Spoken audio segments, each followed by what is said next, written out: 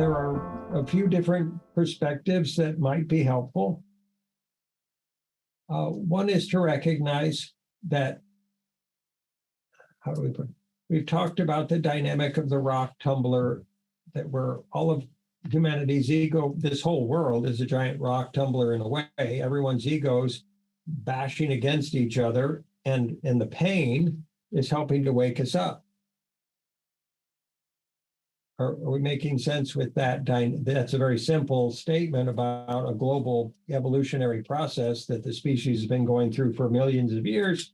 Still, hopefully it's applicable and understandable. That's one. Two, the process of collaborative intention is not always going, will have different dynamics of it being met. So if you're in a group of 10 people, that's going to be different than if you're collaborating in a group of 3 people. And so different dynamics as the group increases and the complexity of the group process increases and the capacities of the group process increase compared to 1 or 2 people, 2 or 3 people in a smaller group. So being able to shift gears gracefully takes practice. It's like learning to dance with a dance troupe on a stage, learning everyone else's moves, so to speak, others' tendencies, others' ways of looking at things or making decisions, and not bumping into each other in the process. And then sometimes, if you show up for dance practice and nobody else is there, does that mean you shouldn't dance? No, it doesn't. You can in your own process do just the best you can, and we would suggest that there aren't any 2 people on the planet that are always going to agree on anything, and to hope or assume that that's going, I mean, in a complete way, not that they can't say, yeah, we'll both do this, or we'll both go that direction. There will be a difference of perspective. That's the ego process in process. Souls need not operate that way. And they can just say, okay, I love you. I know you love me. How can we figure this out?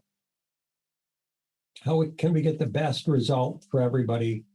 And recognize that we're both bringing benefit to this conversation, improving the conversation in an equal way.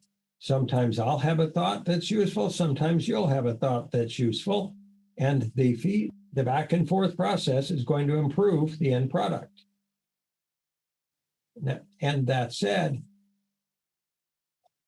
do ego dynamics project onto other ego dynamics that they're operating egotistically? Is that a part of the process? Certainly it is. And do we stress unconditional love in this process? Yes. Constant forgiveness? Yes. Striving to be collaborative wherever feasible? Yes. If there's not someone else who's available to collaborate with you, that doesn't mean you've done something wrong. It doesn't mean they've done something wrong. It means that's the current moment situation. Question is, how do we navigate that moment consciously in a way that optimally serves? Recognizing there is no perfection, there's not any right or wrong, there's no best, there's nobody that's going to do better or be better than somebody else. There's nobody that's got all the answers. John doesn't have all the answers. Is that clear? Are we being clear enough in that in that process that this is an evolving, recursive learning, collaborative process, and at every step along the way there will be some dimension of ego that must be released. There will be some preference that we have, some belief, some value, some wish, some desire, some motivation that we must be able to consciously choose to be flexible in regard to. And again, that doesn't mean allowing anyone to walk on us or mistreat us or dismiss us. It simply means that that degree of equanimous flexibility will generate the most optimized collaborative result. And we all listen to spirit as best we can. We all listen to our souls as best we can. And that said, if someone says, well, I'm absolutely sure my soul said this, therefore you all have to do it this way. No,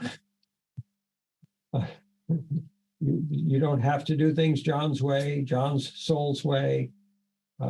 There is no process of requirement here. The only thing we're tasked with as an individual, as a system, is facilitating the nourishing and the dynamic of evolution of the collaborative process. Now, the ego could look at that and say, you're controlling me. Well, that could be an interpretation. We so very much get it. How do we gracefully discuss and meet differences of perspective, value, goal, understanding, interpretation,